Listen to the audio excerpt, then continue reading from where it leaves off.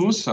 Je suis ravi d'être avec vous. Donc, je m'appelle Philippe Rateau. Je suis administrateur de la Chambre française de commerce et président de la commission services aux entreprises. Ravi de vous avoir tous ici pour cette visioconférence dans un format un peu particulier, un peu spécifique. Avant de rentrer dans le vif du sujet, rappeler quelques consignes compte tenu du format de cette réunion et du nombre qu'on est, 138 là. C'est d'abord de bien garder vos micros, s'il vous plaît, coupés. C'est extrêmement important. Sinon, on va tous entendre le bruit de fond de chacun de chez soi. Et ça va être du coup très difficile à suivre. Donc, merci de bien couper les micros. Merci aussi de couper idéalement votre visio, votre caméra, ce qui permettra d'avoir à l'écran pour chacun les intervenants qui vont nous accompagner et que je présenterai tout à l'heure. Nous avons une équipe derrière en backup pilotée par Nabil qui va au fur et à mesure essayer d'organiser tout ça pour qu'on ait une qualité la meilleure possible. Donc voilà un peu. Donc s'il vous plaît, coupez vos micros, coupez les visios, les caméras et comme ça on va pouvoir commencer.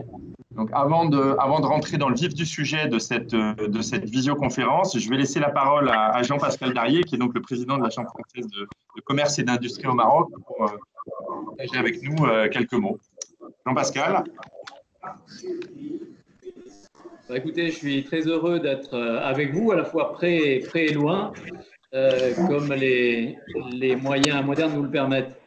Je voudrais d'abord, en tant que président de la Chambre, vous souhaiter la bienvenue à chacun et puis vous remercier avec des mots de soutien et des mots de solidarité. Alors, c'est d'abord remercier nos invités, les représentants des grandes banques qui sont là, qui vont nous éclairer sur les dernières mesures qui ont été prises et dont ils seront aussi porteurs et acteurs. C'est vous dire que plus que jamais, les 110 collaborateurs de la Chambre sont mobilisés. Ils sont là en présentiel ou en télétravail. En tout cas, ils sont pleinement solidaires de cette situation complexe, difficile pour toutes les entreprises, et même y compris à titre personnel. Concrètement, ça veut dire qu'ils sont présents sur Casablanca, dans les régions. Ils sont à l'écoute de nos 5000 adhérents de la Chambre. Alors, par contact direct, évidemment, en prenant les mesures barrières que chacun connaît maintenant, à travers des adresses et une adresse email en particulier qui a été proposée pour collecter toutes les questions qui se posent et que les entreprises, les adhérents posent à nos experts. On met d'ailleurs à disposition de cela des notes qui ont été établies par les experts de la Chambre, la plupart du temps des adhérents d'ailleurs de la Chambre, que je remercie tout particulièrement pour le travail qu'ils fournissent et cette richesse qu'ils mettent à disposition des adhérents. C'est également des formations dédiées, construites à travers le CEFOR, que nous sommes en train de préparer, qui sont mises gracieusement à la disposition des adhérents. Je pense que c'est aussi ça la solidarité de la Chambre, proposer des formations qui vont permettre sans doute d'aider à mieux traverser la situation de crise que nous vivons et mieux recevoir l'impact économique qu'elle ne manquera pas d'avoir. Sur les plans de continuité d'activité, sur la gestion de crise, ce sont des formations que nous mettrons gracieusement à la disposition des et puis, entre autres moyens, c'est bien sûr les commissions. Plusieurs commissions sont actives. Et là, on est, je dirais, tout particulièrement à l'écoute du travail des commissions services aux entreprises, commissions capital humain également, qui sont extrêmement mobilisées. Je remercie également, bien sûr, tous les adhérents et tous les adhérents qui se prêtent à cet exercice, à cette écoute et qui manifestent un intérêt important pour cette initiative que la Chambre a eue de mobiliser quelque part des experts autour de thèmes qui sont chers dans cette situation actuelle, des thèmes qui visent à mieux comprendre les mesures bancaires, des mesures qui sont des déclinaisons aussi de mesures gouvernementales. Je pense que c'est important de comprendre ce à quoi on a droit et du partenariat qui peut être établi, parce que je ne peux pas parler de partenariat que de mesures imposées, de partenariat entre le secteur bancaire et les entreprises. Je dirais que ce qui va sans doute faire le plus défaut dans les jours et les semaines qui viennent, c'est le problème du cash, le problème de la trésorerie. C'était important qu'on ait cette lecture des mesures gouvernementales et cette compréhension de leur application au niveau de nos partenaires banques. Voilà, soyez tous remerciés. Je ne doute pas que ce format, cette réunion, cette commission un peu particulière va être riche, va être foisonnante. Merci encore et je vais moi-même me livrer à cette écoute avec beaucoup d'intérêt. Merci beaucoup, Jean-Pascal. Merci beaucoup pour ton intervention, ta présence et tes mots. Ce qui me permet d'enchaîner pour entrer directement dans le vif du sujet. On est 160 actuellement dans cette visio. Je crois qu'il y a eu plus de 280 personnes qui se sont inscrites. 50 questions qui ont été posées en amont. Je crois que le thème de mesures bancaires exceptionnelles adoptées en faveur des TPE-PME est exactement dans l'actualité de ces entreprises TPE-PME qui sont dans cette période et qui vivent cette période de crise et d'incertitude. Alors, dans ce format qui est le nôtre et qui est celui de la visio, nous avons souhaité, et je les remercie énormément, avoir des spécialistes et les professionnels bancaires, bien sûr, pour apporter les réponses les plus précises possibles. Donc, je vais me permettre de les présenter. Donc, pour le Crédit du Maroc, M. Chorfi Ali, qui est le directeur général adjoint. Il peut nous dire un petit mot, comme ça on va le voir à l'écran. M. Chorfi. Oui, bonjour à tous. Est-ce que vous m'entendez? Très bien. Merci pour l'invitation. Ravi d'être parmi vous. Merci à vous d'être parmi nous. Ensuite, pour la BMCI, nous avons messieurs Amal Karat, qui est responsable desk professionnel. Bonjour, monsieur Karat.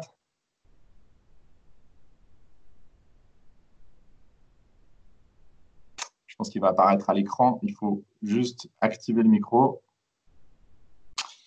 De la BMCI aussi, il y aura monsieur Mounir Lalou, qui est responsable réseau corporate. Bonjour et merci de m'avoir donné l'occasion de m'exprimer sur ce sujet qui est très important dans les temps qui courent. Merci beaucoup, merci pour votre présence. Pour le CIH, M. Lofti Belaouchi, qui est donc DGA de la banque de l'entreprise en charge des PME. Bonjour M. Belaouchi, merci d'être parmi nous. Bonjour, enchanté et très content d'être parmi vous. Ce sera l'occasion donc d'explorer les différentes pistes que en fait, le gouvernement, la place bancaire, la communauté bancaire et le groupement professionnel explorent actuellement et pour essayer de trouver toutes en fait, des solutions main dans la main pour accompagner et endiguer cette crise actuelle. Merci beaucoup, merci. Et normalement, pour la Société Générale, je crois qu'il doit y avoir, s'il est connecté, M. François Marchal. Oui, bonjour. Bonjour, M. Marchal. Merci d'être parmi nous. Merci pour l'invitation et voilà, tout à fait prêt pour répondre aux questions des adhérents. Et je crois que vous êtes accompagné de M. Tahari Mohamed. Alors, M. Tahari, malheureusement, il est pour le moment sur le front en train de s'occuper de mettre en œuvre les reports. Donc, pour le moment, il n'est pas avec nous. Il va peut-être me rejoindre juste après. OK. Donc, merci à tous. Hein. Merci à vous d'avoir répondu présent dans un délai aussi court et d'être présent aujourd'hui donc au Crédit du Maroc, Société Générale, BMCI et CIH. On le disait, c'est un sujet brûlant, extrêmement important pour nos adhérents et notamment TPE, PME, le sujet du cash flow, le sujet de la trésorerie, le sujet de l'actualité. Et puis surtout, ce qu'on se disait, c'est toutes ces mesures qui sont en train d'être mises en place, ces mesures exceptionnelles, quelles sont-elles et qui en est éligible à chaque fois? Je crois que c'est les questions majeures. Donc, ce que je vous propose, c'est qu'on rentre tout de suite dans le vif du sujet et je vais poser la question directement à M. Chorfi. Sur une question un peu générale, donc en quelques minutes, peut-être nous dire pour vous quelles sont les mesures bancaires adoptées en faveur des TPE et des PME dans le cadre de cette pandémie que vous mettez en place, s'il vous plaît, monsieur. Merci. Alors effectivement, Crédit du Maroc est parfaitement conscient de la situation difficile que traverse notre pays et on se mobilise pour accompagner nos clients. Alors c'est une crise sanitaire qui impose des chutes de chiffre d'affaires assez brutales, même si temporaires, mais pour nos clients, pour les entreprises, ce sont des chutes assez brutales de chiffre d'affaires. Donc, notre mission en tant que banque, c'est d'accompagner, d'être aux côtés de ces entreprises, notamment celles qui étaient en bonne santé avant la crise, pour les retrouver après la crise, à nouveau en bonne santé. Alors, parmi les mesures que nous avons adoptées, elles intègrent les mesures proposées par l'Association professionnelle des banques. Je tiens à préciser qu'elles seront actualisées au fil de l'eau en fonction des mesures prises par les pouvoirs publics et notamment le comité de veille économique. Alors, au Crédit du Maroc, ces mesures s'articulent autour de 4 axes. Le premier a trait au financement. Les mesures de financement, rapidement, il s'agit de reporter le règlement des échéances de crédit et de leasing jusqu'au 30 juin, de proroger les encours des lignes de fonctionnement jusqu'au 30 juin également, y compris pour les crédits par signature qui peuvent être relayés par des crédits par décaissement. Troisième mesure sur le financement, c'est étudier les besoins additionnels en lien avec le fonds qui a été constitué par la CCG et les pouvoirs publics. Le deuxième volet de notre accompagnement consiste à exonérer nos clients de tous frais et pénalités qui seraient assortis à ces reports de financement, y compris les intérêts de retard, de suspendre la régularisation d'impayés et de suspendre des frais de dérogation. Toutes ces mesures sont destinées aux entreprises, encore une fois, qui sont en difficulté liée à la crise et qui étaient saines avant la crise. Le troisième volet sur les 4 que j'annonçais est le parcours client. On souhaite et on est attentif par les temps difficiles que nous vivons d'essayer de faciliter le parcours client. On sait qu'on a très peu de temps et donc pour faciliter le parcours client, on a mis en place des procédures simplifiées de demande de report et également de traitement des opérations à distance de notre clientèle. Et enfin, et je ne voudrais pas oublier le 4e volet des mesures qu'on a mises en place, c'est le volet communication. Et dans la communication, il y a à la fois la communication externe à laquelle je participe et je vous remercie encore pour l'invitation et d'autres supports suivront dans les jours à venir pour tenir nos clients informés. Mais il y a aussi les mesures qu'on fait en interne puisque vous savez que le réseau des agences bancaires et des centres d'affaires reste mobilisé pendant cette crise. Donc, on a mis en place toutes les mesures barrières et les mesures de protection à la fois de nos collaborateurs, que je remercie vivement, mais aussi des clients qui seraient amenés à se déplacer dans ce contexte de confinement. Et donc, on a mis en place plusieurs mesures pour protéger les uns et les autres. Je vous remercie. Merci beaucoup, merci. Peut-être je vais donner la parole à la Société Générale au vu de ce qui a été dit par monsieur Chorfi. Est-ce qu'à la Société Générale, vous avez d'autres mesures qui ont été prises ou enfin des mesures que vous pourriez aussi expliquer en général pour les TPE et pour les PME bien ciblées? Bonjour à tous. Je pense que M. Chorfi il a donné la présentation de l'essentiel des mesures de place qui sont décidées, qui ont été discutées dans le cadre du groupement des banques et de la commission de veille et avec la CGEM. Donc, c'est vraiment les mesures qui en sont issues et on s'inscrit pleinement là-dedans et on le met en place. Enfin, c'est déjà en place dans nos réseaux. Je pense que ce à quoi on s'efforce, c'est de montrer de la proactivité vis-à-vis de nos clients, c'est-à-dire de les informer le plus rapidement possible dès que les mesures sont finalisées de ce à quoi ils ont droit et de ce qui est disponible. Donc, M. Chorfi l'a indiqué. Le report d'échéance sans frais ou pénalité ou surfacturation d'intérêt, la partie digitalisation des parcours clients et simplification de la souscription de nos produits digitaux, c'est quelque chose sur lequel on insiste beaucoup parce que ça accompagne nos clients dans leur propre continuité d'activité. Nous, on a fait un gros travail sur nos propres équipes et nos propres processus pour assurer la continuité de l'activité, le fait que notre réseau fonctionne à 100% et l'intégralité de nos services fonctionne dans ces circonstances difficiles pour nos équipes aussi. Et puis, bien sûr, la partie sécurisation pour que nos clients comprennent les mesures qui s'imposent en agence de distanciation et de ralentissement des files d'attente.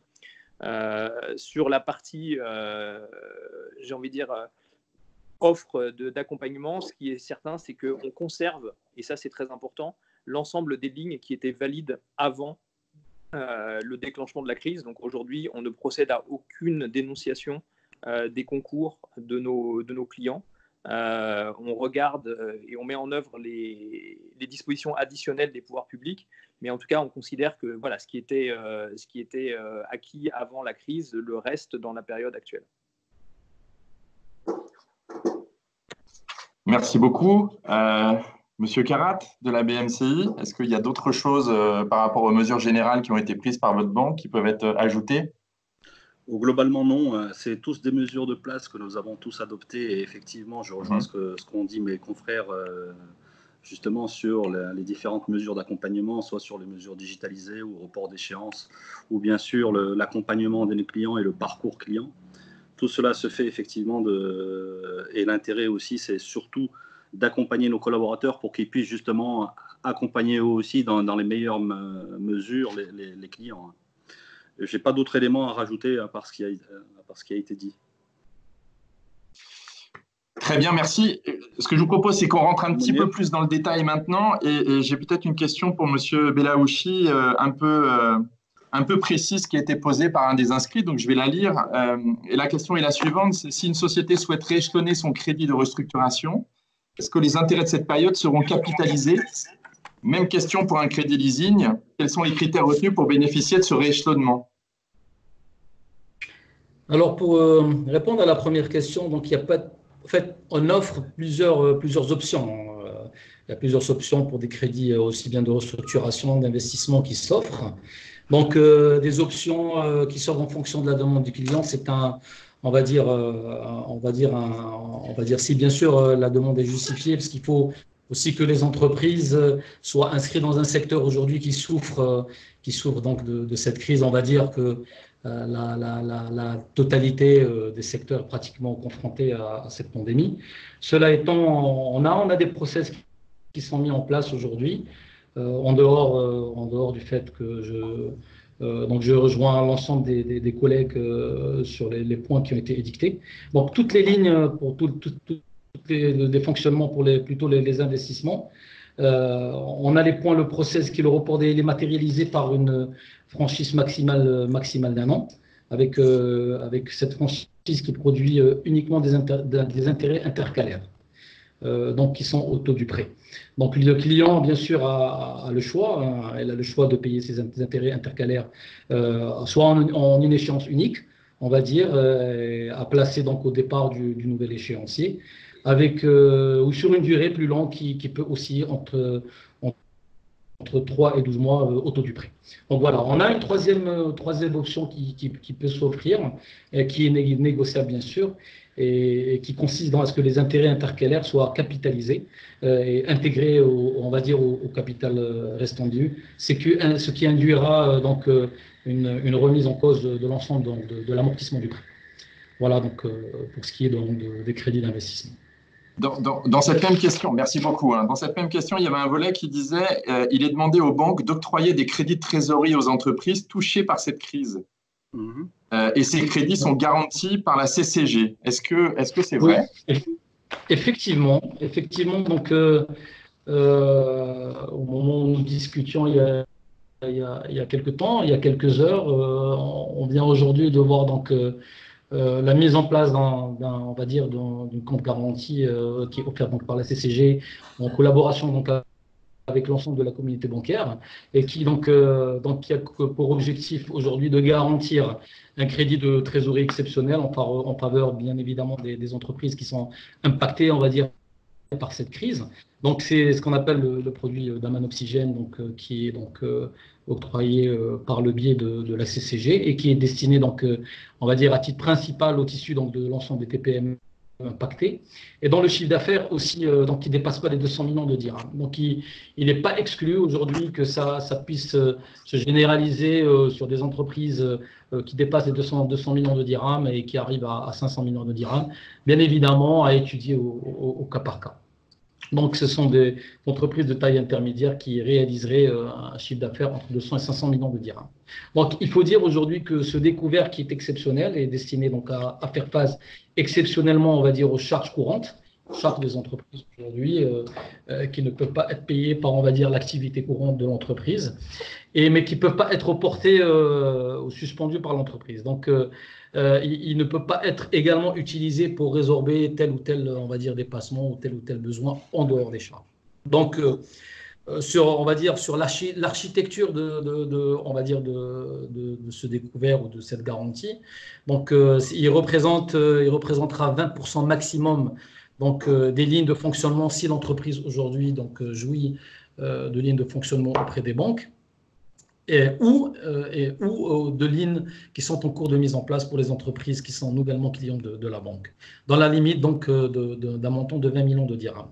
Cela étant, on peut avoir affaire ou faire face à des entreprises aujourd'hui qui ne disposent pas de lignes donc d'engagement auprès des banques, et il y a la possibilité donc que la banque accorde un découvert exceptionnel dans la limite de 5 millions de dirhams. Donc il y a d'autres particularités sur ce produit d'accompagnement, au cas donc où le niveau des 20% des lignes de fonctionnement ne puisse pas donc couvrir les 3 mois de charges courantes. Donc il y a un plafond qui est limité et qui sera donc accordé, fixé à 3 mois des discharges qui seront justifiés par l'entreprise. Donc il faut rappeler également que la tarification aujourd'hui qui est proposée, c'est le taux BAM aujourd'hui qui est égal à 2%, je pense, majoré de 200 points de base. La couverture ou la garantie donc, qui est apportée par la caisse centrale de garantie, par la CCG, est de 95% du montant de ce découvert. Voilà. Il faut rappeler également ou informer l'ensemble des adhérents que cette garantie donc, est au tarif de 0,1% annuellement. Sachant que à terme, au 31/12/2020, au cas où l'entreprise ne puisse pas faire face, on va dire, au remboursement one-shot de ce découvert, il est question donc de consolider ce prêt en une durée maximale de 5 ans, donc au taux également de 0,5% annuellement sur le capital restant dû du crédit de consolidation. Donc voilà les mesures aujourd'hui qui sont prises, on va dire, pour financer l'ensemble des charges. Quand on parle de charges, c'est essentiellement les loyers, les charges salariales, les frais d'électricité, eau, l'IDEC, eau, et essentiellement les fournisseurs. Voilà, et merci. Merci beaucoup. Peut-être je peux me permettre à M. Marchal de reposer la question pour que ce soit bien clair pour tous les gens. Est-ce que vous pouvez bien rappeler, si vous les avez bien sûr là, les conditions d'éligibilité à ce crédit dit oxygène? Alors, je me permets juste d'ajouter 2 choses. Bien sûr. Le report, tout est exact, mais ce qu'il faut avoir en tête, c'est que, parce que j'ai vu qu'il y a beaucoup de questions, on a beaucoup de questions des clients, il n'y a pas de report automatique. C'est-à-dire qu'aujourd'hui, nous, contractuellement, on ne peut pas dire à un client, votre échéance, elle a été reportée sans qu'il nous le demande.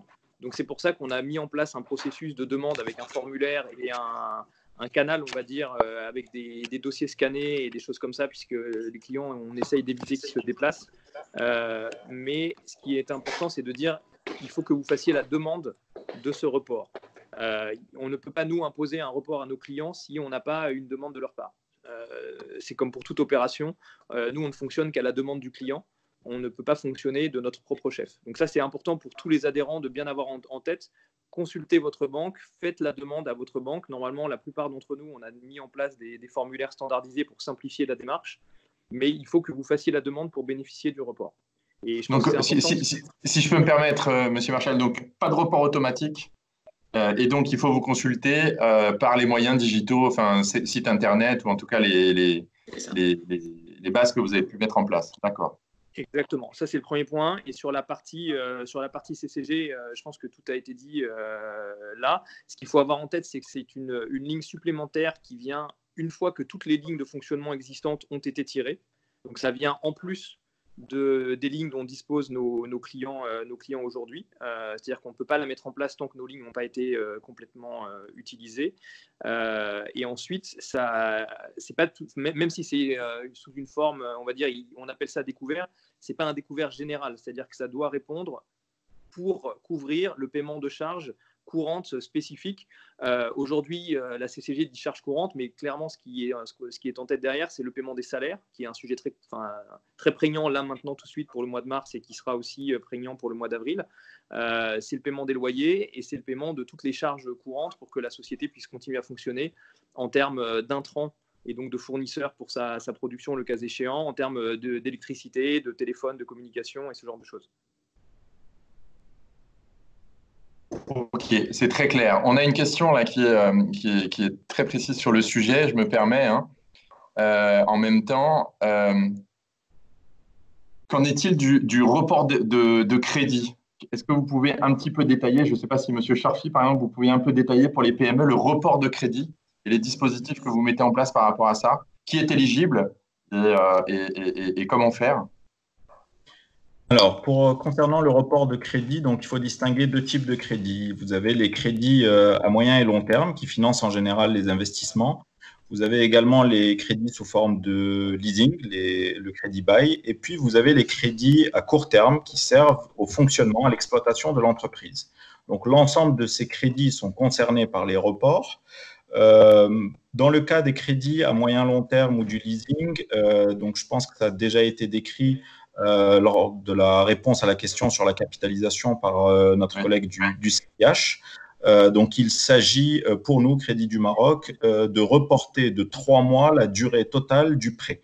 Donc, il y a un moratoire pendant 3 mois, une franchise qui est accordée aux clients concernés par la difficulté et à sa demande. Donc, après étude, effectivement, de l'impact difficulté Covid-19 ou pas, il lui est accordé une franchise de 3 mois et ça se répercute sur son tableau d'amortissement où on rajoute 3 mois à la fin du crédit à la durée initiale. Dans le cadre des lignes de fonctionnement pour l'exploitation courante, on a un report également jusqu'au 30 juin de tout type de ligne de fonctionnement. Donc, si le client bénéficiait d'un découvert qu'il devait rembourser, par exemple, au 15 avril, eh ben, on lui permet, s'il est concerné, s'il est touché par la crise, de proroger ce découvert jusqu'au 30 juin. S'il avait un crédit documentaire à l'import à régler également le 15 avril ou le 20 avril, par exemple, et qu'il est touché de plein fouet par la crise, sur demande de sa part et étude rapide de notre part, on lui permet également d'étaler le paiement de refinancer le paiement de ce fournisseur import jusqu'au 30 juin. Donc voilà un peu pour les reports de crédit. La clientèle éligible, donc ce sont les clients qui étaient sains avant, donc pas d'impayés avant la crise et pas de stratégie de risque compromis ou contentieux avant la crise. Est-ce qu'on peut dire un mot sur ce même sujet? Alors là, on a parlé des entreprises. Est-ce qu'on peut parler un mot sur les salariés? Est-ce qu'il y a des mesures aussi pour les particuliers, mais là, particuliers au sens salarié, qui sont aussi proposées et que les TPE et les PME pourraient justement relayer auprès de leurs collaborateurs sur ce type de dispositif, sur les reports de crédit, par exemple, ou différents avantages? Je ne sais pas si la BMCI peut répondre à cette question.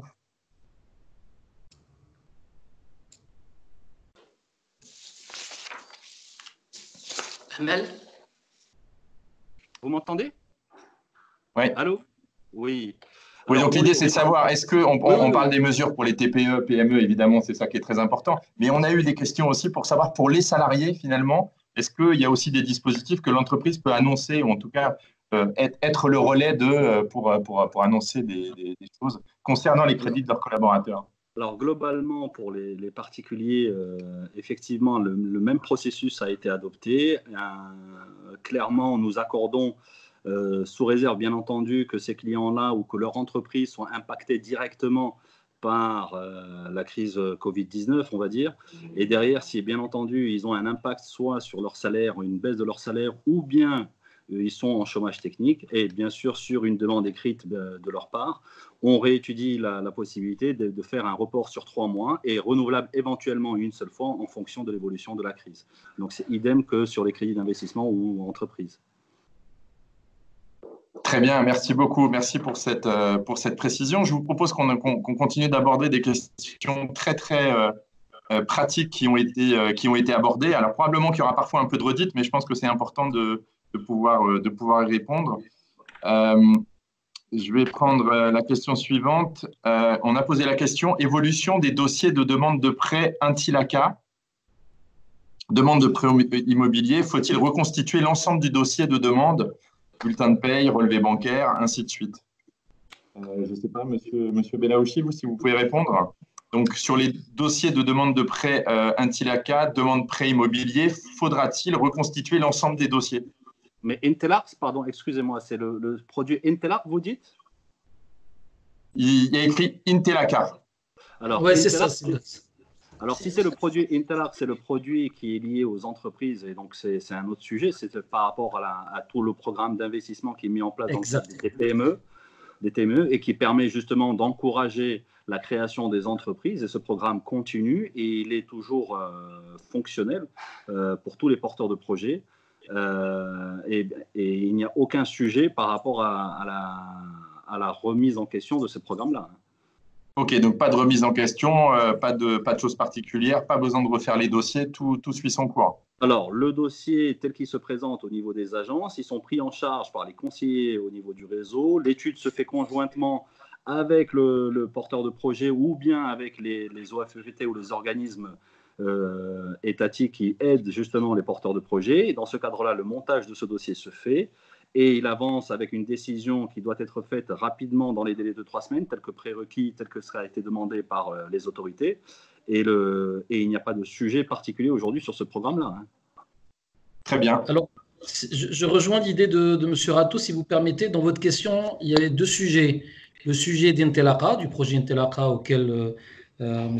Karat a répondu tout clairement. Et il y a le sujet de demande d'un crédit immobilier tout court, et qui est censé être assujetti à la complétude d'un dossier accompagné de bulletins de paie, d'attestation salaire. Je pense que la démarche reste la même. Je rejoins les collègues où les réseaux aujourd'hui n'ont pas changé, mis à part peut-être l'horaire qui a été modifié en raison de cette crise de 9h à 15h. Mais autrement dit, on va dire la démarche reste la même, les conditions d'éligibilité restent les mêmes. Donc, il n'y a pas de sujet de modification pour ce point-là. Très bien, merci beaucoup. Je me permets une question aussi très... Allez-y, bien sûr.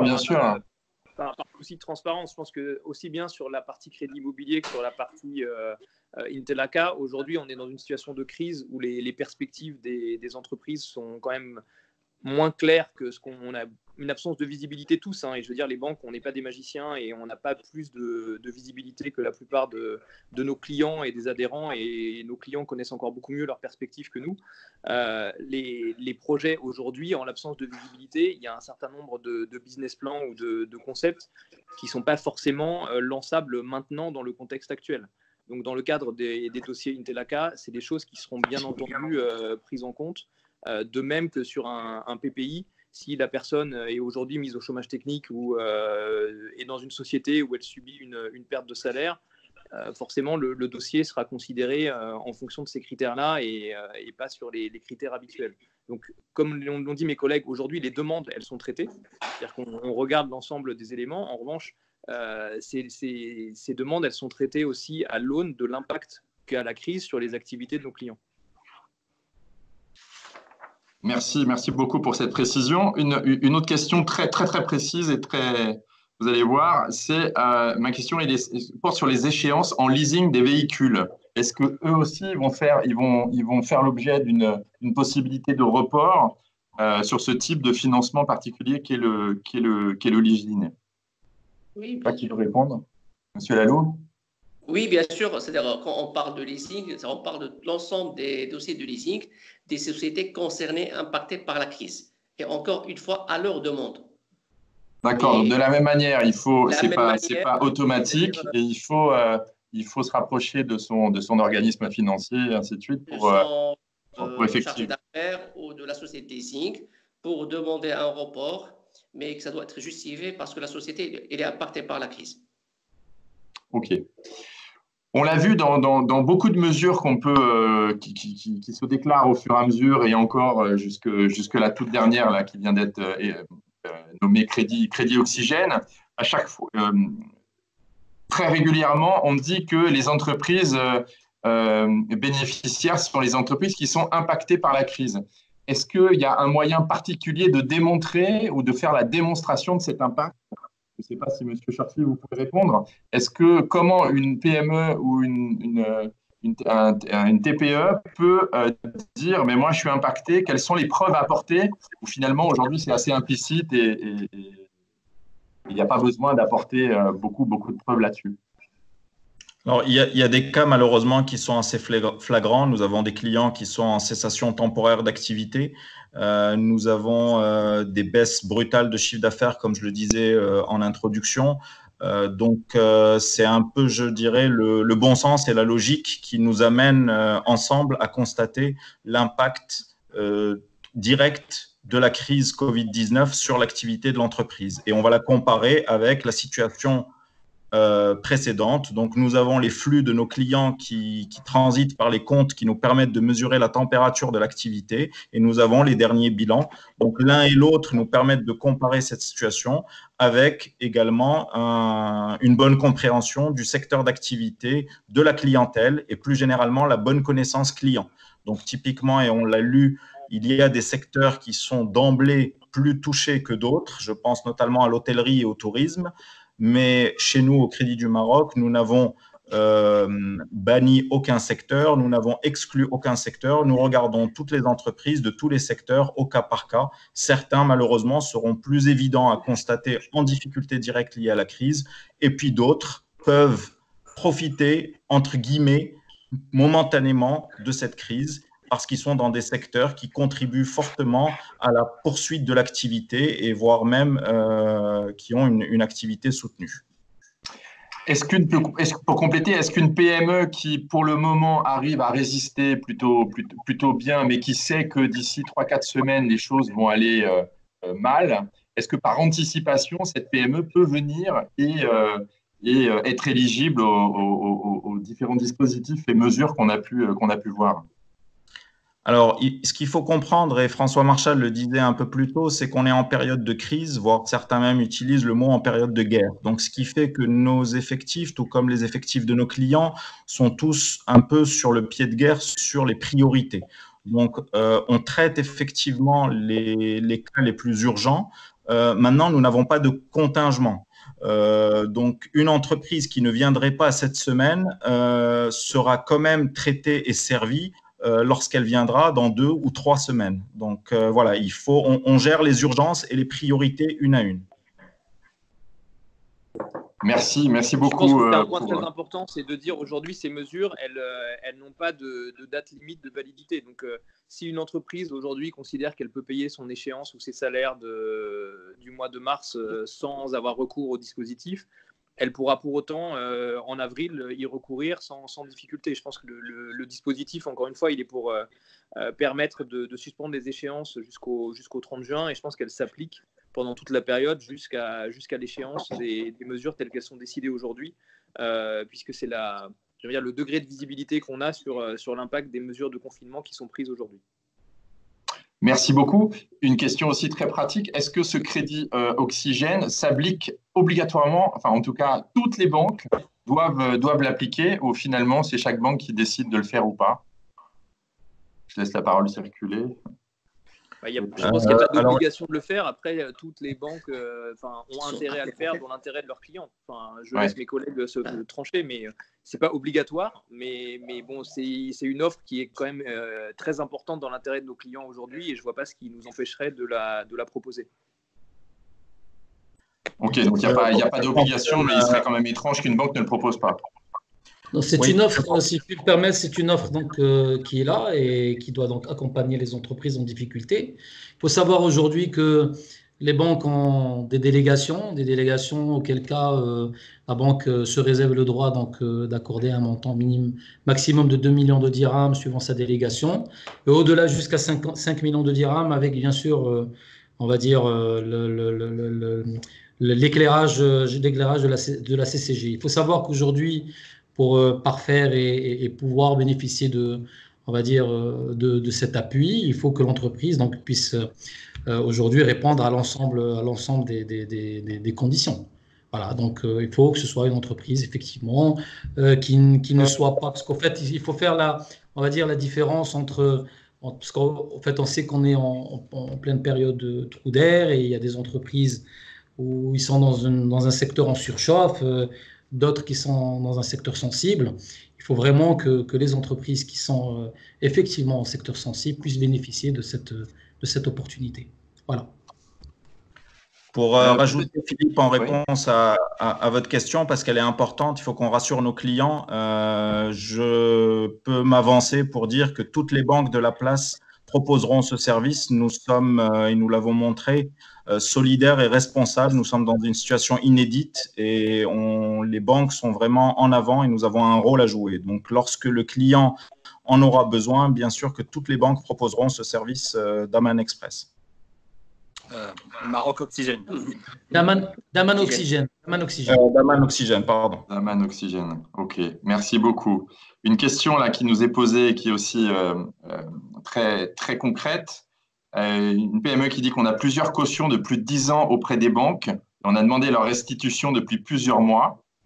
Est-ce qu'on peut les débloquer? Bon, peut-être que la question, c'est de dire, est-ce que dans les conditions actuelles, il y a des facilités pour débloquer des cautions qui ont été déposées depuis longtemps? Si Monsieur Lalou, vous pouvez répondre. Je dirais que ça n'a pas de relation avec la crise, parce que ça fait 10 ans qu'ils ont des cautions, n'ont pas été débloquées, c'est pas le moment de… Ça n'a aucune relation avec la crise. Hein. Maintenant, les banques sont là pour accompagner, comme on l'a dit depuis le début, tout ce qui est les charges d'exploitation, tout ce qui est déjà dans amortissable, on peut le reporter. Tout ce qui est engagement par signature, on le prend en charge à l'échéance. Donc, c'est-à-dire qu'on est en train d'accompagner les entreprises sur leurs besoins de financement, que ce soit fournisseurs, salaires, loyers, tout à ce niveau-là. Donc, mais on est à l'écoute de l'ensemble des entreprises. Maintenant, si une entreprise a un besoin spécifique, là aussi, on peut le traiter parce qu'on continue à travailler pour les entreprises aussi qui ne sont pas impactées par la crise. Très bien, merci beaucoup. Merci pour cette réponse. Il y avait une question qui était pour Monsieur Marchal, donc elle était très ciblée. Bon, il y a tout un… Voilà, qui tient à remercier la Société Générale. Voilà.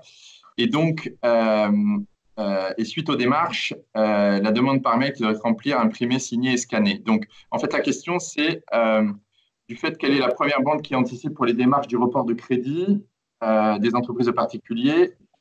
Excusez-moi, parce que la question elle est un peu longue. Reçoivent la demande par mail et qui doivent remplir, imprimer, scanner. Comment les gens peuvent imprimer vu qu'ils ne disposent pas d'imprimante? Donc, on est bien sur la question digitale.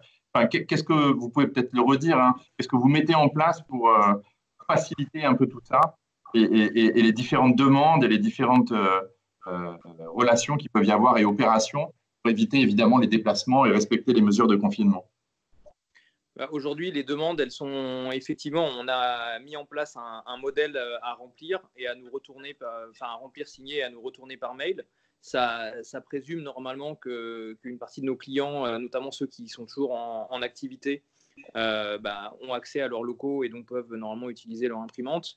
Dans le cas où ce n'est pas possible, je pense qu'il existe aujourd'hui des méthodes de prise de photos par smartphone ou de choses comme ça pour essayer de nous envoyer une pièce jointe avec la demande signée. Au pire, elle peut être recopiée manuellement sur un papier libre en reprenant les différents éléments, être signée, prise en photo par un smartphone et attachée dans un email. Aujourd'hui, on essaye de faire preuve de la plus grande flexibilité en termes de capture des demandes. Souvent, on fait des contre-appels pour être sûr que la demande émane bien de notre client et qu'il n'y a pas d'usurpation d'identité pour assurer la sécurité des traitements. Mais aujourd'hui, on accepte des formats relativement divers pour prendre en compte les demandes des clients. Merci beaucoup. Philippe, si vous permettez, sur ce point, je voudrais ajouter un complément pour nos chers clients et adhérents. Il est très important ce point. Faites très attention aux fraudes. Nous aussi, comme l'a précisé François Marchal, on facilite les traitements à distance. On comprend que vous n'ayez pas d'imprimante, que vous ne soyez pas au bureau, que vous soyez en télétravail. Donc, on facilite. On fait également des contre-appels systématiques. On vous fait signer beaucoup de documents justement par rapport à ça, mais ça ne nous protège pas à 100% contre les fraudes. Et malheureusement, les fraudes augmentent pendant ces périodes. Donc, je vous le dis, chers clients, entreprises, adhérents, faites très attention en cette période aux fraudes. Et donc, on est là pour vous accompagner, mais il faut qu'on soit vigilant de part et d'autre pour éviter les fraudes. Oui, je rajouterais donc, par rapport à ce qu'a dit M.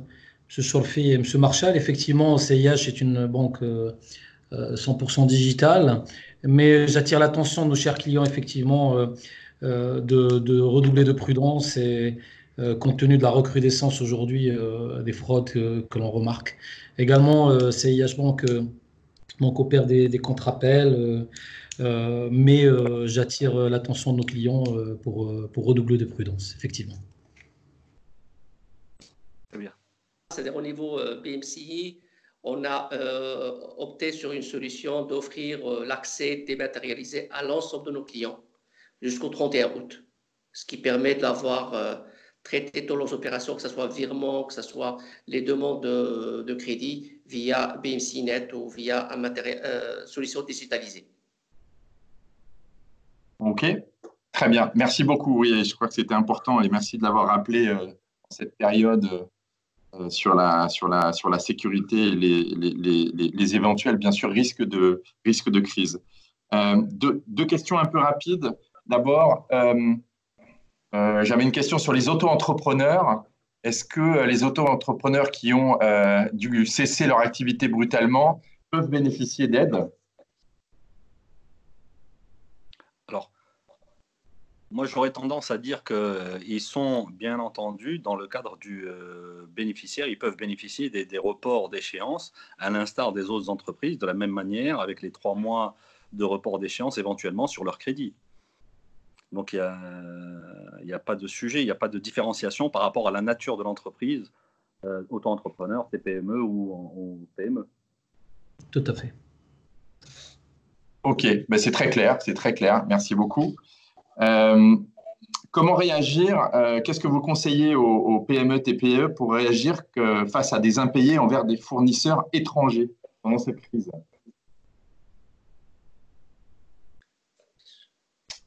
Qui va arriver, évidemment. Je pense que le dispositif actuel, et on va dire, si cette question donc, est liée à des paiements à destination de fournisseurs étrangers, le dispositif qui s'offre aujourd'hui, c'est le report de ces transferts par le biais de refinancement au 30 juin. Donc la question ne se pose pas, étant donné que les financements, je veux dire, les règlements de fournisseurs à l'étranger est un cas qui est pris en charge par les banques. Donc je pense que le report est pris en compte, on va dire conformément à ce qui a été avancé. Et étant donné que ce sont des transferts à l'international, donc ces transferts peuvent être reportés au 30 juin. Très bien, merci. Et je pense dans le sens de l'impayé des fournisseurs, enfin des clients étrangers pour des exportateurs, par exemple. Ça marche dans les deux sens, oui. Je pense que ça marche dans les deux sens. Aujourd'hui, au Maroc, on avait déjà avant la crise un problème de délai de paiement et de niveau des créances clients. Je pense qu'aujourd'hui, sur le marché local, ce problème, il continue et on le traite via le report des échéances des paiements qui sont dus pour nos clients qui les attendent, puisqu'on sait que leurs clients eux-mêmes n'ont pas de trésorerie ou n'ont pas de dispositif opérationnel pour effectuer ces paiements. Il faut savoir que l'essentiel de la planète aujourd'hui subit les mêmes contraintes que le Maroc et que du coup les dispositifs opérationnels dans les sociétés étrangères sont aussi compliqués et que les paiements venant de l'étranger vont aussi être retardés. Aujourd'hui, il y a différents mécanismes qui existaient pour assurer ces paiements-là, selon que ce soit dans le cadre de crédits documentaires ou d'autres dispositifs. Pour ceux qui ne sont pas assurés, ça va être la poursuite d'une négociation commerciale entre la société marocaine et son client à l'étranger pour se mettre sur pied des échéancements ou des perspectives de recouvrement par rapport à ces éléments-là. Mais dans tous les cas, on s'attend à ce que les paiements entre entreprises soient très fortement ralentis dans les semaines et les mois qui viennent. Merci pour cette précision.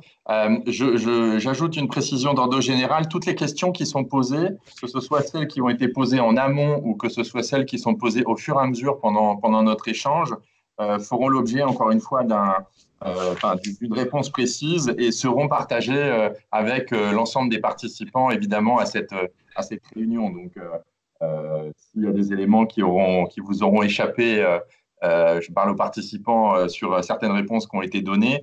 On enverra de toute façon les réponses écrites à chacune des questions qui ont été posées et abordées, et même celles qu'on n'aura peut-être pas abordées, mais je pense qu'on aura quand même fait assez vite le tour de toutes ces questions. Ça, c'était une précision importante. Et une question très précise sur une société française implantée au Maroc depuis peu, qui a besoin d'ouvrir un compte bancaire marocain, sauf que le signataire est en France. Comment faire, en gros, avec cette distance? Est-ce que c'est possible ou pas? Alors, globalement, la procédure d'ouverture de compte va être entamée ici au niveau du Maroc et la documentation va être remise à cette personne-là, mais il va falloir que pour les dépôts de signature sur les documents bancaires, ils soient déposés et visés par une autorité en France, pour certifier la signature des documents, que c'est bien la bonne personne qui a signé les documents. Malheureusement, en ce temps de confinement, je pense que ça va être difficile, mais on y sera contraint, malheureusement. On a des procédures et il faut que nous aussi, on s'assure des deux côtés que les choses ont bien été faites et de la bonne manière. Mais les choses peuvent être faites de cette manière-là, mais il va falloir justement justifier la signature du signataire et que c'est bien la bonne personne qui a signé sur les documents bancaires. Via l'ambassade du Maroc qui est en France ou via la mairie avec qui nous avons des conventions et qui permettent de faire ça. Oui, effectivement, pour rejoindre l'idée de M. Karat, et ça, tout est dans l'intérêt de l'entreprise aujourd'hui et de son mandataire. En revanche, sur le volet particulier, donc aujourd'hui, il y a des instruments aujourd'hui qui s'offrent aux particuliers pour l'ouverture de comptes à distance. Je pense que l'ensemble de la communauté bancaire offre ce service. En revanche, pour les entreprises, la démarche est exactement celle que ce Karat a édictée. D'accord. Donc, ça continue, c'est toujours possible, mais il n'y a pas de… comment dire, vous restez forcément tous très vigilants, effectivement, à la qualité des signatures et à la capacité de prouver l'identité des signataires, bien entendu. Une question très pratique. La société française n'a envie de se découvrir que quelqu'un a ouvert un compte au Maroc en son nom sans avoir elle-même procédé à cette ouverture. Bien sûr, et ça rejoint d'ailleurs l'avertissement en cette situation de crise de risque de fraude ou de malveillance, évidemment. Une question sur les PME qui vont effectivement demander des reports d'échéance ou demander à bénéficier d'un certain nombre de dispositions ou de mesures. Est-ce que la réponse se fait de façon immédiate? Est-ce que la réponse, elle est une semaine après? Est-ce qu'elle est le temps? Alors, vous allez me dire, c'est probablement du cas par cas, mais est-ce qu'il y a une volonté d'être extrêmement rapide dans la réponse? Oui. Aujourd'hui, allez-y, monsieur Lalou. Je pense que toutes les banques, ils ont mis un dispositif dédié à ça, que ce soit au niveau des réseaux, que ce soit au niveau central. Et je peux dire que les réponses pour les entreprises que nous accompagnons se fait rapidement dans un délai 24-48 heures. Et surtout, il faut dire que le démarrage de ces dispositifs a coïncidé avec la fin du mois. Et c'est là où il y a les tombées du leasing et les tombées du crédit moyen terme. Donc, il faut qu'on fasse vite pour que ces échéances ne tombent pas sur leur compte. Donc, c'est bien pris rapidement. Effectivement, l'intérêt, c'est d'être très, très proactif devant cette situation. À rappeler aujourd'hui que notre banque a déjà entamé à la veille, comme a dit Silhlou, du 31 mars, date butoir pour le paiement des échéances. Et auquel cas, aujourd'hui, je pense que l'ensemble des demandes ont déjà été traitées et doivent être, on va dire, passées à la moulinette le lundi pour que toutes les demandes soient traitées. Merci beaucoup, merci. Il y avait une question sur un domaine particulier et qui souffre terriblement en ce moment, qui est celui du tourisme. Est-ce que pour ces activités-là ou pour d'autres, ce sont de toute façon les mêmes mesures ou est-ce qu'on peut imaginer ou est-ce qu'il y a des mesures sectorielles qui sont soit déjà en place ou soit prévues? les mesures aujourd'hui qu'ils ont été mises en place, que ce soit par les banques, que ce soit par la CCG, ils n'en font pas allusion par un secteur donné ou un secteur particulier. Donc, tout l'ensemble des entreprises, quelle que soit leur taille, quelle que soit leur activité, tant qu'ils sont concernés par la crise, ils sont concernés. Maintenant, le tourisme, peut-être, c'est un des secteurs les plus impactés. Sûrement, l'État aura d'autres mesures à mettre en place spécifiques pour ce secteur. Mais aujourd'hui, que ce soit Daman Oxygène, que ce soit les mesures qu'on a faites au niveau des banques via le comité de veille et le groupement bancaire, elles sont ouvertes à l'ensemble des secteurs d'activité au Maroc. Et je pense que ce qui est important, de voir, c'est qu'aujourd'hui, l'essentiel des secteurs sont touchés par l'activité. Un certain nombre de secteurs, quand ils vont se mettre à redémarrer, ils vont refonctionner, j'ai envie de dire, sur un format pré-crise. Le tourisme, il est dépendant de ce qui se passe dans les pays d'origine des touristes qui viennent. Et donc, potentiellement, les impacts de la crise seront plus durables. Et comme le dit M. Lahlou, il y aura probablement un dispositif d'État. Et de toute façon, nous, en tant que banquiers, on devra regarder au cas par cas avec nos clients, en fonction de leur perspective de redémarrage et du rythme de redémarrage, les ajustements ou les restructurations de lignes qui conviendront. Très bien. Une question un peu sur tout ce qui est import-export, sur le refinancement en devises. Apparemment, ils ont été arrêtés par les banques marocaines. Que faire pour les importations qui sont déjà en cours? Alors, d'abord, je me permets de vous reprendre sur le terme banque marocaine. Nous sommes toutes banques marocaines, mais peut-être effectivement les banques à capitaux français ont peut-être le soutien de leur maison mère en termes de sourcing de devises. Maintenant, il faut qu'on soit tous conscients, on l'a vu dans la presse, la balance commerciale marocaine pourrait être affectée par la crise actuelle. On voit bien que le tourisme est en berne. On a probablement des transferts MRE qui vont ralentir. On a les usines de Renault et de Peugeot qui sont à l'arrêt et qui sont les premiers contributeurs aux exportations et à l'entrée de devises du pays. Donc, tous ces facteurs font qu'on a un devoir de vigilance collective, pas que les banques, mais même les opérateurs. Et le bon sens voudrait qu'on privilégie en termes de devises les denrées de première nécessité. Donc, notre conseil serait de dire à nos clients, si vous êtes importateur de denrées, de biens de première nécessité, oui, nous sommes à vos côtés en priorité pour vous refinancer en devises. Par contre, si vous n'êtes pas dans ce cas de figure, sur des denrées de première nécessité, nous vous conseillons de vous refinancer en dirham, en monnaie locale. Donc, le refinancement est possible. Pour eux, en impact trésorerie, ça ne change pas. Par contre, on privilégierait le dirham plutôt que la devise. Je me permets de compléter ce qu'a dit M. Chorfi, c'est-à-dire qu'aujourd'hui, clairement, il y a une pénurie de devises pour l'instant dans le Maroc et le prix des lignes en devises a augmenté du fait de la pénurie, y compris aux États-Unis. Les banques américaines ont des problèmes de liquidité elles-mêmes et donc les taux en devises ont augmenté et la liquidité est plus rare. Sur cette partie-là, il y a toujours des lignes qui sont disponibles. Il faut juste avoir en tête que dans le cadre du déficit de la balance des paiements qu'on constate aujourd'hui, on fait face à un dirham qui s'était apprécié par rapport aux monnaies euro ou dollars sur la période récente dans le cadre de la flexibilisation et qu'avec la crise, il est en train de se déprécier assez rapidement. Et donc, nous, ce qu'on conseille en fait à nos clients, notamment importateurs, c'est probablement de fixer un taux de change le plus rapidement possible pour assurer le niveau de prix en dirham qu'ils auront sur ces importations et, comme le dit M. Chorfi, probablement de refinancer, s'ils le peuvent, en dirham leurs importations avec un taux de change qui sera fixé et donc de ne plus avoir de risque de change sur cette position.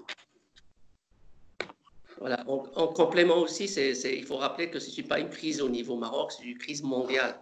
Donc, c'est quelque chose qui impacte l'ensemble des pays. Et c'est vrai qu'aujourd'hui, les devises se font rares, mais en termes de liquidité en dirham, il n'y a pas de crise de liquidité pour le moment sur le dirham. Donc, on peut transformer tous ces financements-là sur le MAD.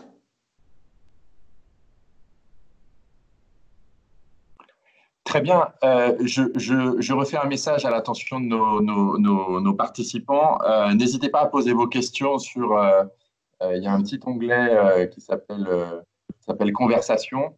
Et je pourrais relayer évidemment les questions et essayer de bien les formuler, parce que j'en ai vu quelques-unes, j'avais un peu de mal à les lire. Donc, essayer de bien les formuler, comme ça, je peux les retranscrire. Ici, là, une question peut-être un petit peu plus large, mais je pense qui est intéressante par rapport aux perspectives. Je vais peut-être commencer par donner la parole à Monsieur Marchal. Comment vous voyez le Maroc, ou comment vous trouvez que pour l'instant, on parlait d'une crise mondiale, le Maroc résiste aujourd'hui dans cet environnement mondial assez difficile. Je pense évidemment au monde bancaire. Est-ce que vous trouvez que pour l'instant, le Maroc résiste plutôt bien? Est-ce que les mesures en cours sont plutôt, on ne parle pas politique bien entendu, on parle bancaire, sont plutôt, à votre avis, efficaces par rapport à ce qui peut se faire dans d'autres pays proches ou moins proches? Donc la question précise, c'est est-ce qu'aujourd'hui le Maroc met en place des dispositifs qui vous paraissent par rapport à d'autres pays plutôt adaptés? Alors écoutez, je sais qu'on ne parle pas de politique, mais je souhaiterais quand même saluer la réactivité des autorités marocaines par rapport à un certain nombre d'autres pays sur les mesures qui sont prises, et qui sont prises probablement en avance de phase par rapport à ce qu'un certain nombre de pays européens ont fait. Et donc aujourd'hui, voilà, je trouve que la réactivité pour protéger l'économie marocaine et la santé des Marocains est plutôt tout à fait louable. En termes économiques, il faut être conscient effectivement que c'est une crise mondiale, que le Maroc est une économie ouverte sur le monde, avec beaucoup de secteurs qui sont interdépendants. On a parlé du tourisme, enfin beaucoup de moteurs de l'économie marocaine sont dépendants des débouchés à l'international. C'est l'avantage d'avoir des exportations, c'est aussi l'inconvénient quand les marchés se ferment. Aujourd'hui, on a effectivement des secteurs phares qui étaient des vrais moteurs de l'économie, comme l'automobile ou l'aéronautique, qui sont à l'arrêt. Donc ça, c'est effectivement très pénalisant pour l'économie marocaine. On a une saison agricole qui n'est pas excellente par ailleurs du fait de la pluviométrie. On a un tourisme qui est également à l'arrêt. Donc il faut être conscient qu'aujourd'hui, on a 4 moteurs forts de l'économie qui sont touchés. Après, ce qui est sûr, c'est que les écosystèmes qui ont été bâtis dans l'ensemble de ces activités, ils sont eux pérennes et durables. C'est-à-dire que quand l'économie et les marchés redémarreront, ces écosystèmes-là redémarreront. L'usine PSA de Kenitra, elle va redémarrer. L'ensemble de l'écosystème derrière aussi. L'usine Renault de Tanger, c'est pareil. Et donc, on va être dans une phase de redémarrage qui sera assez favorable. Donc aujourd'hui, ce que font les autorités marocaines, c'est d'essayer de combler le trou qu'on a, le trou d'air qu'on a sur la période de quelques semaines à quelques mois, où il va y avoir le confinement et les arrêts d'activité qui sont liés à la situation sanitaire au Maroc et à la situation des économies dans lesquelles les entreprises marocaines exportent. Aujourd'hui, ça me paraît être la bonne approche, et le secteur bancaire s'inscrit là-dedans avec les mesures qui sont prises. L'objectif, c'est de permettre à tout le monde de franchir ce cap. Et ensuite, je veux dire, une fois qu'on sera en phase de redémarrage, il faudra tous qu'on travaille ensemble, les banques et les clients et les autorités, pour voir faire l'analyse de l'étendue des dégâts en fonction des secteurs, prendre sans doute un certain nombre de mesures sectorielles, et prendre, je pense, des mesures un peu plus durables pour permettre à nos clients de redémarrer leurs activités dans de bonnes conditions. N'hésitez pas à compléter si Monsieur Chorfi, vous souhaitez compléter, Monsieur Belaouchi Philippe, en fait, depuis que vous nous avez dit qu'on avait une icône pour suivre les conversations, je regarde quelques questions de nos adhérents et clients, et si je peux me permettre de réagir sur l'une ou l'autre d'entre elles. Donc, je vois Serge Kroni qui nous demande: le taux de refinancement en dirham n'est pas le même que celui en devise. Je lui dis: attention, il faut tenir compte de la couverture de change à terme dont a parlé François Marchal. Lorsque vous allez figer votre cours de change, vous verrez que le dirham reste plus intéressant ou est égal à un refinancement en devise. Je vois aussi la question de Houda Brada, qui est dans une agence digitale et qui demande si elle pourra continuer à payer ses fournisseurs à l'étranger. Oui, les services internationaux continuent de fonctionner, et heureusement, nos collaborateurs des banques assurent toutes les activités de banque. Il y a une question importante qui était dans ce que vous nous aviez transmis au début, qui revient ici, c'est où trouver les demandes à formuler aux banques et les documents à signer. Donc ça, effectivement, peut-être qu'en cette période de confinement, vous avez du mal à joindre les équipes de nos banques qui s'adaptent, qui sont parfois en effectif de rotation ou parfois certains sont également confinés. Donc, le plus simple, c'est effectivement si vous avez les coordonnées portables de votre gestionnaire de compte habituel, de mettre en copie par mail le maximum de personnes que vous connaissez. Et puis, nous aussi, on travaille pour vous faciliter le travail, soit à travers des centres d'appel, soit sur notre site institutionnel. Et je prends note de la remarque pour vous mettre à disposition les modèles, en tout cas Crédit du Maroc, à travers le maximum de canaux possibles. Et je comprenais aussi, je rebondis là-dessus, sur le fait que les banques présentes aujourd'hui, et encore une fois merci, et probablement les autres banques, sont dans un effort de digitalisation et de communication à distance avec les clients de façon accrue, et je crois que vous avez chacun mis des choses en place. En lien avec les mesures de confinement, bien sûr. Oui, absolument, pour Crédit du Maroc. Donc, je vous ai dit, on continuera de le faire sur notre site institutionnel et on continuera donc de vous apporter les différents canaux. On communiquera beaucoup sur les réseaux sociaux, on le fait déjà sur LinkedIn, mais pour la documentation en particulier de report d'échéance et autres, donc en plus de vos contacts habituels chargés d'affaires, on essaiera de vous les mettre en ligne. Je vois un monsieur Younes qui s'inquiète pour la santé des banques à travers toutes ces mesures. Je le rassure, la Banque centrale est à nos côtés. Nous avons des actionnaires qui sont forts et la Banque centrale a réaffirmé son soutien aux banques pendant cette période de crise. Donc, ne vous inquiétez pas, nous vous faciliterons notre objectif. J'aime bien l'image du pont. Notre objectif est vraiment de vous faire traverser avec nous ce pont pour les entreprises qui étaient saines, pour qu'à la sortie de la crise, malheureusement, on ne sait pas dans combien de temps, on espère le plus vite possible, qu'on soit tous de l'autre côté du pont en bonne santé. Il y a une question que je dois absolument poser. Est-il envisageable des crédits sans intérêt? C'est écrit. On va répondre très clairement. Les banquiers le souhaiteraient pour eux-mêmes. Aujourd'hui, voilà, la Banque centrale continue à facturer des intérêts. Il y a eu des mesures, notamment dans le cadre d'Aman Intelak, de pouvoir avoir accès à des lignes de refinancement à des taux préférentiels pour permettre de baisser les taux à la clientèle. Donc, il y a des mesures qui sont prises. Le crédit à taux zéro, je veux dire, c'est quelque chose qui n'existe pas. Même en Europe, il y a des taux négatifs qui existent, mais il y a une base et après une prime qui est faite par-dessus. Et je tiens quand même à souligner qu'aujourd'hui, on s'inscrit et on retranscrira toutes les mesures qui sont prises par les autorités d'accompagnement en termes de frais. Mais aujourd'hui, on a aussi... toutes nos équipes, 100% de nos effectifs travaillent soit en shift, soit à distance, soit dans des conditions extrêmement dégradées, et qu'aujourd'hui, le service bancaire ne peut pas être un service gratuit. Enfin, je pense que c'est important pour tout le monde. Je pense qu'il n'y a aucun de nos adhérents à la Chambre de commerce qui a en tête de fournir son activité à titre gratuit. Sauf dans des cas extrêmement précis de soutien, d'accompagnement d'un cas particulier, mais de façon globale, on ne peut pas fonctionner sur des modèles gratuits. Est-ce que vous pensez, François, qu'il peut y avoir une baisse encore des taux de la Banque centrale, du taux de la Banque centrale?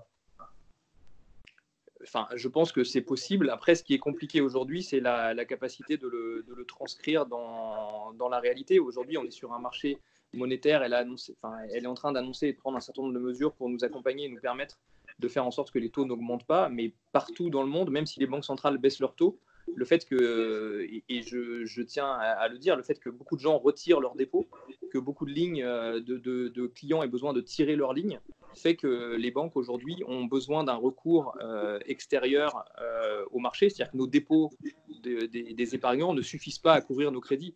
Je pense que structurellement au Maroc, les banques jouent bien leur rôle de financement de l'économie. Pour un certain nombre d'entre nous, on a des ratios entre les dépôts et les crédits où on a plus de crédits que de dépôts et on est obligé d'aller chercher de la liquidité et des fonds à l'extérieur pour financer les crédits qu'on fait. Dans les situations de crise qu'on connaît aujourd'hui, c'est des situations qui sont compliquées à gérer et qui du coup ne permettent pas directement de baisser les taux d'intérêt. Encore une fois, aujourd'hui, je pense qu'on est dans une situation de crise où notre objectif, c'est d'accompagner les clients pour qu'ils puissent faire survivre et faire fonctionner leurs entreprises, payer leurs salaires à leurs employés et continuer à jouer aussi leur rôle social d'entreprise. et on le fait comme ça en termes de banque. L'objectif, c'est de rendre ce crédit disponible, et c'est vraiment à ça qu'on s'emploie. Le taux d'intérêt aujourd'hui, les taux d'intérêt au Maroc par rapport à beaucoup de pays, y compris les États-Unis, sont relativement bas.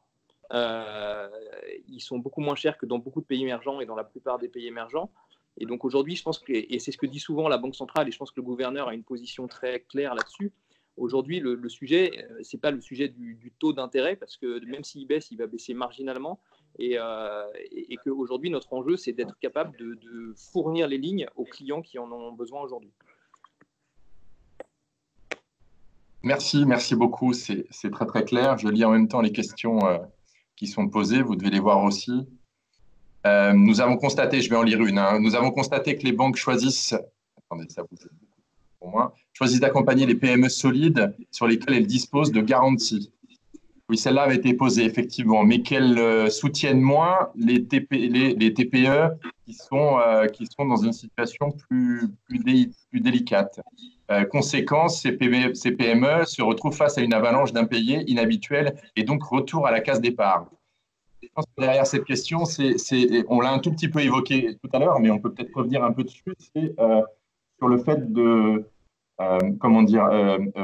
apprécier pour vous la qualité des dossiers, la qualité des situations pour faciliter et mettre en place les mesures. Vous restez forcément vigilant, j'imagine, à l'activité des sociétés et à leur bonne santé pour mettre en place ces mesures où finalement c'est, excusez-moi de l'expression, open bar et de toute façon tout le monde a droit aux mesures. Bon. J'ai été volontairement caricatural dans mon propos, mais vous voyez ce que je veux dire. Ça ne peut pas être open bar, sinon on aura tous la gueule de bois à la fin. Et donc, voilà. bien entendu qu'on est obligé de continuer à jouer notre rôle. Encore une fois, ce que font les banques et ce que fait la commission de veille, c'est vraiment de recenser et d'identifier les besoins des entreprises aujourd'hui et d'y apporter des mesures, on va dire, mutualisées qui permettent à tout le monde de le faire dans un cadre qui permettra à tout le monde de survivre à la fin. L'objectif, c'est pas d'ouvrir les vannes et de retrouver avec toutes les banques en difficulté dans 3 ou 4 mois avec des niveaux de provisionnement qui feront qu'elles ne pourront pas avoir les fonds propres nécessaires pour continuer à opérer. Je pense que l'ensemble des acteurs économiques ont en tête que voilà, la crise, elle peut être systémique et qu'aujourd'hui, encore une fois, on a le souci de se dire on avait des sociétés qui fonctionnaient bien avant la crise, il faut qu'elles fonctionnent bien après la crise. On avait des sociétés en difficulté avant la crise, il faut être conscient que la crise ne va faire qu'aggraver ces difficultés et que ça ne peut pas être le rôle des banques de se sacrifier, en tout cas de sacrifier leur niveau de risque par rapport à leurs épargnants pour aller sauver des sociétés qui étaient déjà en difficulté avant. Je pense qu'il faut être très transparent sur cette façon-là, mais l'essentiel des clients dont on parle, c'est des clients qui avaient une activité performante avant la crise, qui souffrent de la crise et qui ont une capacité de redémarrer leur activité de façon performante après la crise. Et donc ça, c'est vraiment, je pense que c'est le cœur de nos adhérents, que c'est le cœur des clients qu'on souhaite accompagner, mais ces mesures de l'État ne peuvent pas être le moyen de rattraper tout ce qui ne marchait pas avant. Et il y avait un certain nombre de choses non performantes avant qui existaient, et on ne peut pas remettre tout dans le même panier. Merci beaucoup. Il y a une question qui est posée qui est, je veux juste savoir, déposer une demande de reprise de crédit comme Salafine ou Wafa Salaf. Bon, on évitera de trop parler des absents, et non pas au niveau de notre banque. Qu'en pensez-vous? Je ne sais pas si M. Belaouti, vous voulez répondre? En gros, je pense, en quoi il serait mieux de déposer à une banque que dans un organisme de crédit, notamment pour juger de l'entreprise et savoir si elle est éligible aux mesures. Je pense que c'est le sens de la question. Ça dépend auprès de qui a été consenti le prêt, en fait, si je peux me permettre. Donc, si le prêt a été souscrit auprès d'un établissement de crédit à la consommation, c'est à lui qu'il faut s'adresser pour le report. Par contre, si le prêt a été signé avec une banque, c'est avec la banque qu'il faut traiter pour le report. Bien sûr. Ça rejoint le même ordre d'idée que par le passé, les fonds de soutien qui étaient mis en place par l'ensemble du dispositif de soutien aux entreprises. ont été lesquels ont été donnés la latitude de financer ce soutien par la banque qui a octroyé ces lignes. C'est le même, on va dire, c'est le même cas de figure aujourd'hui. Donc, je rejoins totalement l'idée de M. Cholfi. Philippe, si je peux me permettre, j'ai une question, je pense, qui est importante parce qu'on sera confronté à cette situation avec beaucoup de clients. C'est le cas des prélèvements d'échéance avant réception de l'accord. Donc, on sait qu'il y a des échéances qui vont tomber là fin mars, d'autres début avril. Et peut-être que certains d'entre nous ne pourront pas traiter toutes les demandes qui sont très nombreuses avant ces échéances. Donc, on y réfléchit, on y travaille, et lorsque l'entreprise est clairement mise en difficulté par cette crise et éligible au report, on veillera à traiter ces échéances sans les laisser donc en impayés, en souffrance indéfiniment. Donc, on a différentes façons de faire selon les systèmes. Soit on les réintègre a posteriori, soit on les convertit en découvert. Mais en tout cas, une entreprise qui obtient l'accord, mais qui n'a pas le temps au niveau de la banque de mettre en place ce report concrètement, on trouvera une solution de toutes les façons. Très bien, merci. C'était très très clair et important de préciser. Écoutez, je crois qu'on a, alors forcément, on n'a pas fait le tour parce qu'il y a forcément plein de questions et je vois les questions qui reviennent. Mais encore une fois, et je le redis à tout le monde, toutes les questions qui sont posées, qui ont été abordées, toutes les questions qui sont écrites sur l'onglet conversation, on s'engage à la Chambre de commerce à y répondre à chacune d'entre elles et ensuite à les transmettre aux participants de cette conférence et même peut-être beaucoup plus largement. Moi, je voulais remercier énormément nos invités experts qui se sont rendus disponibles comme ça au pied levé et vous remercier vraiment très sincèrement pour la qualité et la précision et de vos réponses et de vos conseils. On sent un soutien important de la part des banques, une implication forte.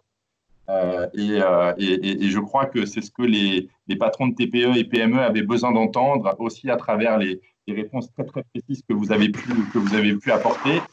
Moi, je voulais remercier donc énormément Monsieur Chorfi du Crédit du Maroc. Merci beaucoup, Monsieur Chorfi. Messieurs Marchal et Tahari de la Société Générale du Maroc. Merci énormément pour vos propos. La BMCI par Monsieur Karat et Monsieur Lalou. Et enfin, pour CIH, Monsieur Belaouchi. Un grand merci donc pour votre contribution. Un grand merci à tous les gens qui ont participé, qui ont posé des questions. Je trouve aussi avec beaucoup de bienveillance. On est dans une période de crise et avec beaucoup de sérénité, on a pu aborder des questions de fond. Une question très très pratique, un aspect très logistique. Un questionnaire de satisfaction va être transmis à l'ensemble des participants. Ce questionnaire de satisfaction, il est extrêmement important pour la Chambre et pour nous parce qu'il va nous permettre, peut-être une première, on vous l'a dit tout à l'heure, d'ajuster, de voir ce qui s'est bien passé dans cette conférence, probablement des choses un peu moins bonnes, et de pouvoir progresser et toujours au fil du temps répondre du mieux possible aux questions et aux besoins des adhérents de l'Agence française de commerce et d'industrie du Maroc. Un grand merci. Un prochain rendez-vous, je peux peut-être l'annoncer sous ce même format, ce sera probablement pour mercredi prochain, où les questions RH, cette fois-ci, se seront abordées avec des intervenants experts de très haute qualité. Donc, un grand merci à tous. Bonne continuation à tous, surtout bonne santé.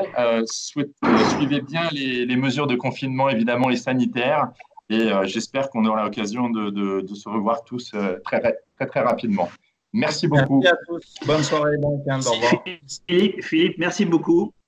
Merci Philippe, à vous. Merci beaucoup et merci à tous les intervenants et merci à tous les participants. Ça a été une belle première visioconférence et je remercie l'ensemble des intervenants bancaires également et Philippe pour ta magnifique animation. Merci à tous. Merci, c'est gentil. À très bientôt.